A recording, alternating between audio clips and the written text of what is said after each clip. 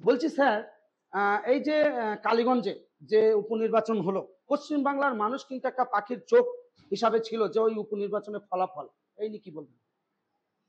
ফলাফল যে ভালো হবে সেটা তো আমি জানি, কারণ আমার বন্ধু আজকে তার এইভাবে অকাল প্রয়াণে আজকে সত্যি কালীগঞ্জবাসী ব্যাপকভাবে আজকে তারা দুঃখিত, এবং তার কন্যাকে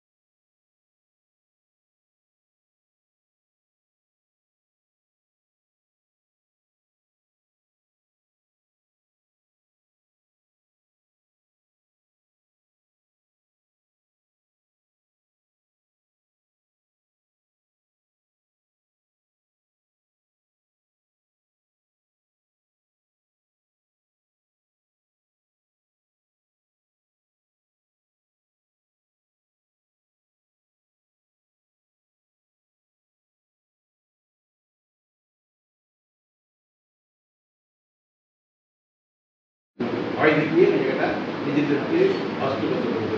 আর কি যারা ওই জায়গাটা নিজেদের হাতে রেখে দিয়ে প্রমাণ করতে চেয়েছে যে আমরা যা চাইব তাই করব, সেটা কিন্তু ওই এলাকার মানুষ ধীরে ধীরে এর বিরুদ্ধে আচরণ করেছে, এবং ওদের প্রয়োজন নেই বলে তারা বিভিন্ন জায়গায় আজকে তার ব্যাপারটা মানুষের কাছে পৌঁছে ধরেছে এবং দিয়েছে। তো অন্য জায়গায় ব্যাপক রেজাল্ট তার প্রমাণ এটাই যে কিছু হতে দেওয়া যায়। কিন্তু এরা আজকে পুরো দিনের অন্যায় কাজগুলোকে আজকে ছাড়তে চাইছে না। আজকে এই যে জিনিসটা দেখা হচ্ছে সেটা হচ্ছে এই গণ্ডগোলের একটা ফলস্বরূপ।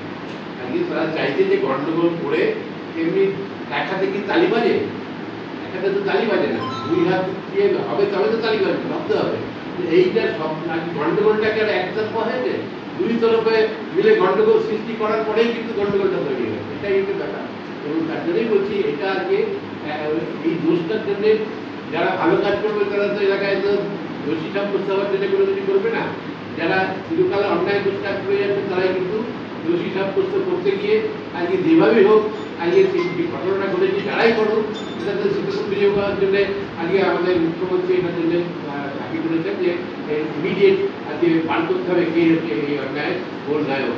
আজকে তারা হয়তো 15 জন 16 জন 50 জন 100 জন নাম দিয়ে দিতে এগুলো হলো না, আজকে হিসাব করতে হবে একটা জায়গায় ঘটনাটা কে করলো তার প্রমাণ করার জন্য। আজকে সেটা খুঁজে বার করার পরে বোঝা যাবে যে কারা অপরাধী। তবে আসল অপরাধী যারা আছে তারা হচ্ছে চিরকাল যারা অন্যায় করেছে তারাই হচ্ছে আসল অপরাধী, তাদের খুঁজে বার করা হবে এবং তাদের শাস্তি দেওয়ার ব্যবস্থা হবে। শুনতেই পেলেন তিনবারের বিধায়ক এবং তিনবারের বিশেষ মন্ত্রিত্বের গুরুত্বপূর্ণ দপ্তর সামলেছেন এই উজ্জ্বল বিশ্বাস মহাশয়, এবং তিনি বিশ্বাস করেন মানুষের কাছে উন্নয়নের কাজ করে মানুষের কাছে টানা। তিনি বিশ্বাস করেন উন্নয়নটাকে কন্টিনিউ রাখা, মানুষের পাশে থাকা, মানুষের বিপদে তাকে হেল্প করা। তাই এই কৃষ্ণনগর 2 নম্বর বিধানসভার তিনি যে গুরুত্বপূর্ণ বিশেষ কিছু দায়িত্ব রয়েছেন, সেই জায়গা থেকে দাঁড়িয়ে আজকে তিনি কি করেননি, রাস্তাঘাট, সজলধারা, বিভিন্ন পিএইচির কাজ এবং বিভিন্ন প্রকল্প, লক্ষ্মী ভাণ্ডার, কন্যাশ্রী, এক কথায় বলা যায় এই যে প্রকল্পের বিভিন্ন দপ্তরের কাজ করেছেন। ধুবুলিয়াবাসীদের 2281 জনকে পাট্টা বিলি করা হয়েছে। চিন্তা করতে পারেন এটা সম্ভব শুধুমাত্র এই মন্ত্রী উজ্জ্বল বিশ্বাসের দ্বারাতে এটা হয়েছে। তাই অবশ্যই আপনারা যারা এই গুরুত্বপূর্ণ মন্ত্রী মশাইয়ের কথাগুলো শুনলেন, সকলকে শোনার জন্য বেশি বেশি ভিডিওটি শেয়ার করবেন এবং কাজটা যদি পছন্দ হয় মানুষ নিশ্চয়ই সমর্থন করবে। আমাদের নতুন করে বলার কিছু অপেক্ষা রাখবে না। মানুষ ভালোবাসবে। মমতা বন্দ্যোপাধ্যায় ছাড়া আর কেউ নেই আজকে তাকে এগিয়ে নিয়ে যাওয়া এবং তার কাজগুলো মানুষের কাছে পৌঁছে দেওয়া। আমরা হচ্ছে সেই যে মানুষ যারা মমতা বন্দ্যোপাধ্যায়ের এই উন্নয়ন কাজগুলো মানুষের কাছে পৌঁছে দেবে। এটা যদি ভালো না হয় তাহলে আমার মনে হয় কোনো কিছুই ভালো হবে। শুনতে পেলেন অবশ্যই ঝাঁঝালো বক্তব্য উজ্জ্বল বিশ্বাস মহাশয় মন্ত্রী বাবু তিনি আপনাদের সামনে তুলে ধরলেন। রাখি মিডিয়া জিরোয়ান বলছি, হ্যালো ইন্ডিয়া।